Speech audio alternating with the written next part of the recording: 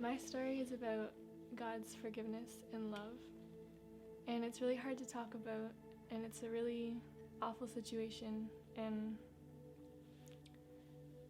I'm sharing my story because I think that it'll help other people that have been dealing with the same things or need encouragement through these times. When I was a lot younger,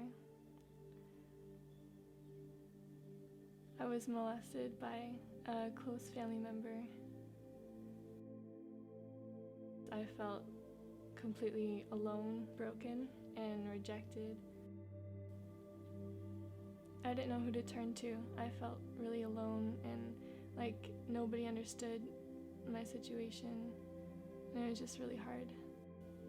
Well, I felt like I couldn't turn to anybody because I felt ashamed and guilty as if it was my fault, but it wasn't my fault because I was just an innocent child.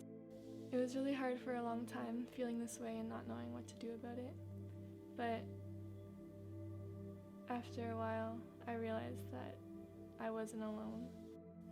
I realized that God was there with me and He was knocking at the door, and I was caught up in the feeling of being alone but not realizing that God was actually with me the whole entire time. All I had to do is just answer Him and let Him in. And by letting Him in, I completely felt His love, and He showed me forgiveness because I didn't know how to forgive. God showed me that He died on the cross for everyone, for the people that have wronged and the people that have been wronged too. And so it doesn't matter what you've done, but God loves all of us. He loves us all equally. He showed me that, and I realized that I had to love Him, even though He put me through that. But God did an amazing work in His life, as well as my own. And God taught me forgiveness through that, and I was able to forgive Him and have my relationship restored. I had to realize that God was there, and He was ready to make me whole again. And the verse, Corinthians 2:10 says, I have made you complete.